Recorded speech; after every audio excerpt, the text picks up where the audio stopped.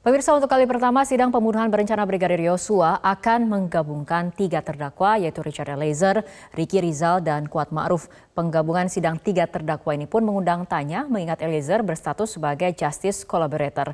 Untuk membahasnya telah bergabung bersama kami kuasa hukum Richard Eliezer, Ronita Lapesi, dan pakar hukum pidana Asep Iwan Irawan. Selamat malam Pak Roni dan juga Kang Asep. Selamat malam, Mbak Rara, Saya Pak ke Asep. Pak Roni terlebih dahulu. Pak Roni, ada rencana penggabungan sidang untuk terdakwa Eliezer dengan Ricky Rizal dan Kuat Ma'ruf. Apakah Eliezer sempat memberikan respon terkait rencana ini?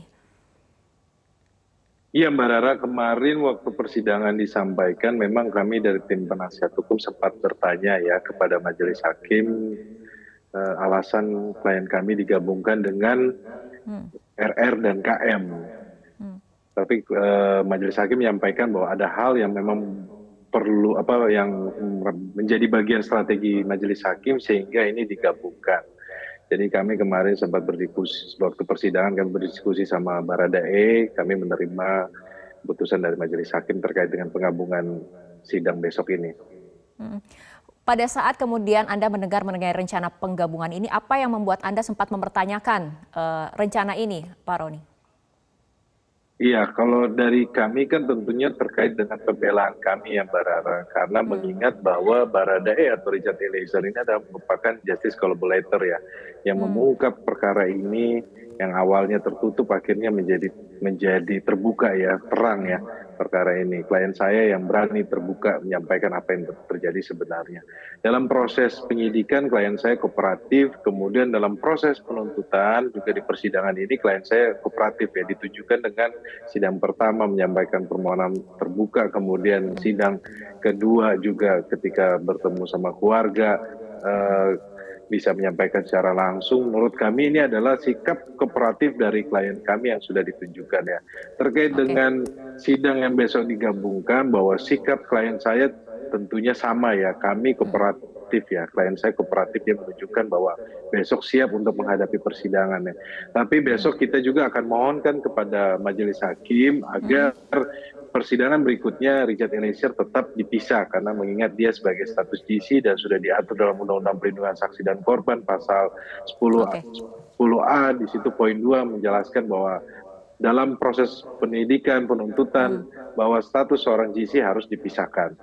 Oke, baik, kita ke Kang Asep terlebih dahulu. Kang Asep, menurut Anda apa sebetulnya pertimbangan dari majelis hakim sendiri berencana menggabungkan sidang Eliezer, Ricky Rizal, dan Kuat Ma'ruf?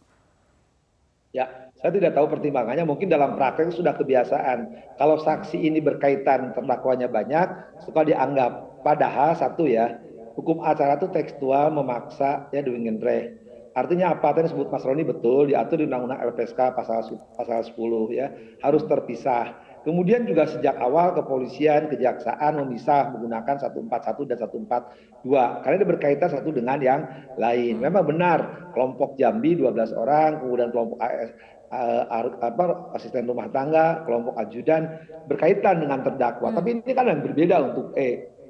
Makanya kan sejak awal saya perhatikan Mas Roni ini kan mengajukan biar cepat, minta penyelesaian dia tidak mengajukan eksepsi, artinya 3 tahap tadi lalui duluan sesuai ajas peradilan. Tapi kalau sekarang majelis menggunakan alasan mengejar ketinggalan saksi disatukan itu berbahaya. Saya kasih logikanya gini deh ya, kenapa hukum acara tekstual? Kan 3 terdakwa ini kan makanya sidang juga kan ditunda tidak boleh secara langsung supaya saling berhubungan loh. RR, KM, E ini kan nanti bertindak kalau E sebagai terdakwa yang 2 sebagai saksi. Baik. Begitu pula sebaliknya ketika KM terdakwa yang 2 sebagai saksi. Ini sebelahan, kalau disatukan ya itu saling berhubungan. Di samping itu juga kesempatan untuk membuka lebih jauh, jaksa bisa nanya semuanya, sementara 3 orang ini Mas Roni dan penasihat hukum RR, Pak Herman penasihat hukum KM, berbagi 3 gitu kan, karena mereka juga banyak. Artinya apa? Bahwa kesempatan yang sama tidak diberikan. Logikanya apa? 3-tiganya ketika dibaca dakwaan juga sendiri-sendiri. Ya resikonya ketika majelis ya. Kang Asep. Ketika majelis ya. Apakah ini merupakan bagian dari strategi hakim sendiri menggabungkan ketiga terdakwa dalam satu agenda pemeriksaan seperti ini? nggak boleh, hakim tidak main strategi, hakim tuh menilai sesuai satu saksi dengan lainnya, dengan barang bukti, latar belakang. Nah yang berat bebannya ada pada jaksa, silakan jaksa ajukan, nanti hakim menilai. Jadi kalau sekarang ditumpuk-tumpuk, jaksa udah mengajukan strateginya 11 bisa majelisnya sama. Cuman kan dia harus harus tahu bagaimana memilah dan memilih, ada istilahnya memanage kalender. Jadi jangan awal satu-satu ketika Alisar dan Mas Roni leading duluan, mereka menyesuaikan, padahal perkaranya berbeda, bahkan peristiwanya sama, tapi pembuktiannya berbeda. Memang di praktek kalau perkara-perkara biasa-biasa lah disatukan, tapi ini nggak bisa, ya saya bilang 3 disatukan, terus seolah nanti jaksa 1 melawan 3, padahal 3 ini satu sama lain saling berbeda perannya, bahkan perlakuannya, apalagi sebagai JC. Kalau ini disatukan, saya kira sering saya katakan ada pasal 253, Mahkamah Agung bisa membatalkan, di situ disebutin cara mengadili salah. Cara mengadili salah itu ya tuh disatukan, karena pasal 141, 142 KUHP menentukan kenapa jaksa memberkas dengan splitting, artinya majelis juga 11, boleh majelis sama, cuma pengaturan sidangnya jangan terpaku seolah kejar tayang gitu kan, karena ini cukup ini enggak, sehingga yang lucu kan, semua menyesuaikan ke si yang suruh berhenti, gitu kan, suruh ngerem, yang lain disamakan. Loh, dia salah sendiri. Para penasihat hukum lainnya, kalau sekarang kecerdasan Roni bisa leading dan dia tahu soal ajas peradilan, jangan sekarang berkelit biar efektif, efisien, nggak boleh. Hukum acara itu tekstual limitatif. Ya salah sendiri mereka, tapi tidak boleh mengejar tayang ya, disamakan. Itu yang sekali lagi tidak boleh. Jadi kalau ada pengamat hukum mengatakan boleh, berarti nggak belajar dan nggak pernah praktek. Pak Roni, untuk besok sendiri Eliezer akan bertemu dengan Ricky Rizal dan Kuat Ma'ruf. Bagaimana kesiapannya? Ya Mbak Rara, kalau kami mempelajari berkas yang ada di berkas yang besok akan dihadirkan saksi, itu ada beberapa catatan khusus ya. Fokus kami terkait dengan saksi yang akan dihadirkan, yaitu saksi dari bank. Bank itu menjelaskan mengenai perpindahan uang dari almarhum kepada rekening seseorang. Dulu kan sempat di publik disampaikan bahwa itu adalah yang dipindahkan adalah kepada rekening klien saya. Saya sudah bantah juga kan. Besok itu adalah pembuktian bahwa faktanya bahwa klien saya tidak pernah menerima uang perpindahan uang tersebut dari almarhum. Nah, besok juga menjelaskan posisi klien saya ini ya. Yang pertama, yang kedua terkait dengan asisten rumah tangga yang besok akan dihadirkan. Memang dari awal kami sudah meragukan keterangan dari asisten rumah tangga yang dihadirkan ya Mbak. Karena memang terbukti akhirnya kemarin persidangan, contohnya Saudara Susi itu akhirnya hakim menilai sendiri bahwa kualitas saksinya sangat tidak kompeten ya. Sehingga beberapa hal yang disampaikan berbeda dengan BAP dan ujung-ujungnya saksi dari Susi ini mencabut keterangannya. Nah, ini menjadi catatan khusus juga buat saksi ART yang besok dihadirkan supaya berkata jujur, menyampaikan apa yang sebenarnya, jangan bersaksi palsu. Ingat bahwa ini ada ancaman pidananya. Ini terkait dengan klien saya. Nanti kami juga akan menggali beberapa pertanyaan tentunya terkait dengan tidak jauh dengan asisten rumah tangga yang sudah dihadirkan minggu kemarin, besok juga kita akan tanyakan. Seperti itu Mbak Rara.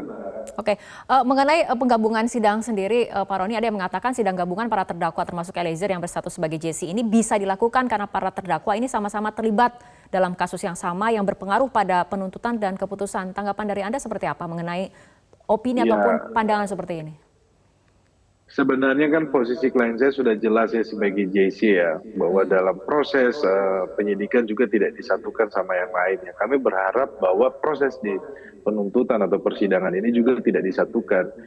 Jadi bagaimana duduk bersampingan, tentunya kan klien saya yang dari awal ini sendirian, kemudian dalam proses pemeriksaan minggu kemarin saksi fakta akhirnya terungkaplah fakta-fakta yang sebenarnya. Akhirnya klien saya tidak sendirian. Ya, kami harapkan bahwa besok saksi yang persidangan besok karena sudah terlanjur diketok oleh majelis hakim, kami menghormati, kami menghargai. Tetapi harapan kami nanti besok saya akan sampaikan juga secara langsung, harapan kami agar klien saya ini tetap dipisah sesuai dengan berkas dari awal bahwa sudah dipisah, kemudian sidang pertama sudah dipisah.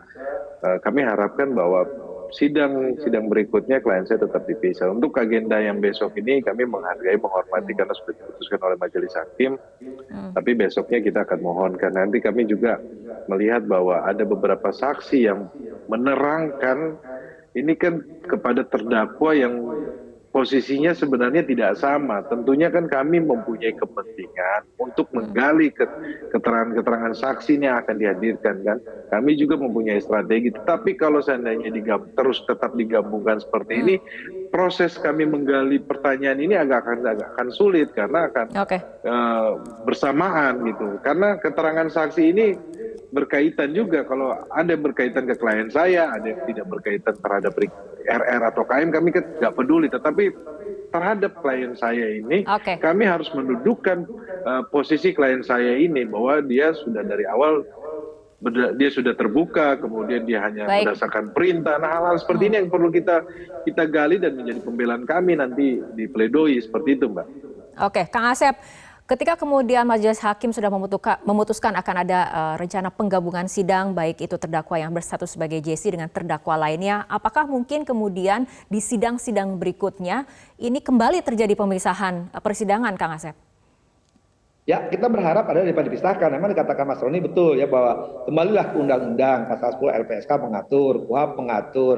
Tadi yang disenjol oleh Mas Roni, bayangkan kalau misalkan saksi berbeda kepada 3 terdakwa. Nah, kita ketika mau menggali, misalkan tadi tepat sekali katakan oleh Mas Roni, justru berbeda ketika KM. Atau yang paling gampang ini contohnya, ketika Susi itu kan bagaimana sikap Eliezer terhadap Susi, ya kemudian juga sikap KM terhadap Susi. Bayangkan nanti saksi-saksi, sebagian saksi disangka, ya sebagian dibenarkan. Kalau 3 terdakwa yang berdudukan, mereka juga statusnya satu saksi sama lain sebagai saksi, sebagai terdakwa yang berkaitan. Ini kan jadi ngawur. Nah, saya berharap sekali lagi mohon dengan sangat kembalilah ke hukum acara.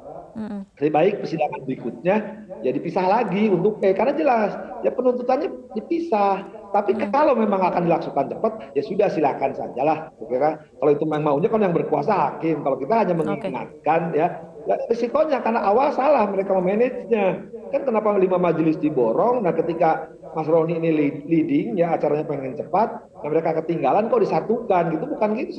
Ini prinsip hukumnya, satu berkas satu majelis, terserah majelisnya sama. Ketika majelisnya sama, berbeda acaranya ya risiko harus diterima gitu kan. Awal harus dipertimbangkan ketika satu majelis memegang 5 perkara dan satu perkara Eliezer dengan kita harus hargai, hormati ya, terbuka, kooperatif. Jadi ngikutin walaupun acaranya salah, ngikutin ya sudah. Kadang kita tahu Eliezer itu jujur, terbuka, patuh. Nah, kalau sudah begini, tetap bertahan. Ya, dengan kemudian sidang terdakwa JC yang berstatus sebagai justice collaborator digabungkan dengan 2 terdakwa lain, apakah perlu ada pengawasan yang kemudian dilakukan oleh MA langsung atau seperti apa menurut Anda? Ya, seharusnya MA sebagai kawal depan, kemudian menuju pengadilan tinggi diingatkan lah gitu kan. Memang ini nanti orang mengatakan intervensi toh terhadap independensi peradilan, tidak sebelum salah. Karena gini, ada 253 KUHP ya. Nanti kewenangan Mahkamah Agung mengadili, cara mengadili salah daripada nanti sia-sia udah disidangkan oleh Mahkamah Agung dibatalkan, suruh diperiksa lagi, kan akhirnya mubazir juga. Nah, lebih baik mungkin sekali lagi ya, ketua pengadilan misalkan ya, nanti ketua Mahkamah Agung atau badan pengawas melalui ketua pengadilan tinggi, ketua pengadilan tinggi bawah KPT mengingatkan kepada majelis, sudahlah memang resiko kalau memang lelah, capek ya mau gimana lagi, kembali teknisnya gampang kok. Jangan pertanyaan bertele-tele yang tidak ada relevansinya dan tidak ada signifikasinya. Jadi ketika meriksa ya tanya yang kaitan dengan jangan tanya yang kaitan FS sama PC, karena mereka juga sebagai terdakwa. Kan saya perhatikan kemarin, ya udah nanya yang ngawur-ngawur gitu kan, kesana kemari tidak kaitan sama itu ya saya perhatikan. Nah, sama juga ketika meriksa yang lain, banyak cerita-cerita yang sebenarnya tidak harusnya dilakukan. Aja salah sendirilah. Kalau capek, melelahkan, tertinggal, ya kenapa mengajukan pertanyaan tidak unsur? Ya pertanyaannya yang berputar-putar gitu. Jadi seolah-olah ini ketahuan, tidak baca berkas sebelumnya. Kalau ini kan, nih, tadi saya dengar Mas Roni udah baca. Ya ada kesaksian nanti besok yang tertentu, ART, kemudian pihak lainnya. Jangan sampai nanti sikapnya 3 terdakwa berbeda. Ya, satu menyangkal, satu membenarkan, jadi bingung kan nanti.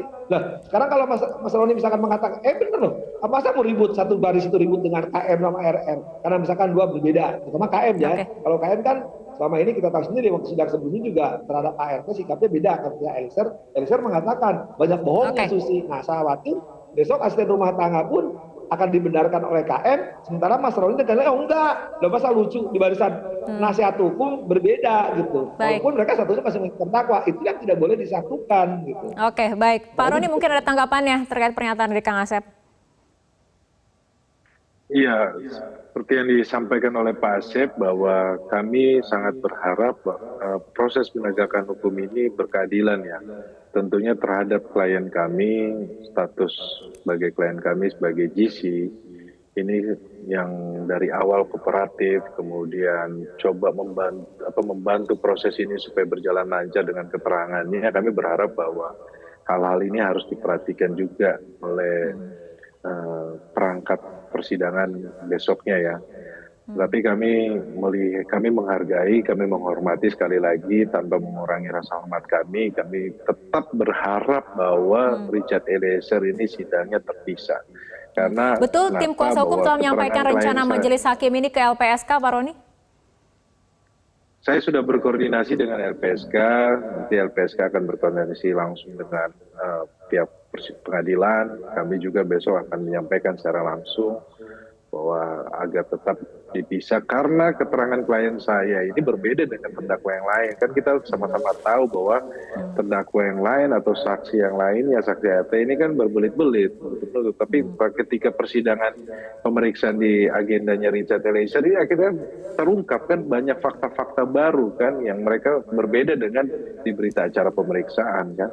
Nah kalau seandainya digabung begini ya akan seperti apa ya, makanya saya juga bingung Mbak Rara nanti kalau seandainya saya bertanya menggali untuk kepentingan klien saya, tapi di sisi lain Kuat Ma'ruf dia dengan menyampaikan bahwa ini seperti inilah nanti kita harapkan besok di persidangan yang jangan sampai terjadi ya, tentunya majelis harus mengatur ini supaya tidak terjadi bentrok antar pertanyaan antar yang lain. Tetapi dalam hal ini kan saya perlu membela klien saya kan, bahwa klien saya ini yang konsisten yang berkata jujur. Nah itu yang harus kita hargai juga. Seperti itu Mbak Rara. Baik, Kang Asep, artinya next ini harusnya seperti apa proses persidangan berlangsung ketika kemudian besok sudah ada rencana penggabungan? Apakah kemudian majelis hakim harus kemudian tegas melakukan kembali pemisahan atau seperti apa ke depannya menurut Anda? Ya kembali hukum acara, di awal sidang juga dakwaan masing-masing dibacakan. Ya sudah, ini juga satu berkas ya diperiksa satu-satu dengan resiko tadi ya, bahwa ini akan melelahkan capek berulang-ulang. Tapi itulah resikonya ketika satu majelis memegang 5 berkas. Tinggal sekarang cara buat tidak lelah dan tidak berulang-ulang ya, membatasi pertanyaan yang tidak perlu ya, yang ada relevansi dan signifikansinya, artinya ngejar unsur. Jangan lari karena sedang meriksa cerita meriksa FS cerita ini, jangan yang lain-lain. Misalnya sedang cerita keluarga, cerita anak yang ngawur gitu. Makanya yang penting pelaku membunuh ya, dia akui cuma dia perintah jabatan itu. Maka saya bilang nggak ada salahnya, kembali ke awal, nggak ada masalah kok, masih ada waktu kok. Kalau enggak kembali ke awal berarti tidak konsisten majelis ini, ngawurnya apa? Di awal satu-satu, kemudian penonton tidak boleh langsung karena kalimatnya kan jelas, tidak boleh saksi satu sama lain saling berhubungan. Tidak berhubungan, bersebelahan. Kan juga saksi, R juga saksi, kemudian saya juga saksi di perkara yang lain. Kalau sebelahan, ya apa artinya? Nggak usah secara langsung aja sekalian juga kan. Oke, baik Kang Asep dan juga Pak Roni, kita akan tunggu bagaimana jalannya persidangan yang akan dilakukan besok. Terima kasih Pak Roni Talapesi dan Kang Asep Iwan Irawan telah bergabung sama kami malam hari ini dalam Prime Time News.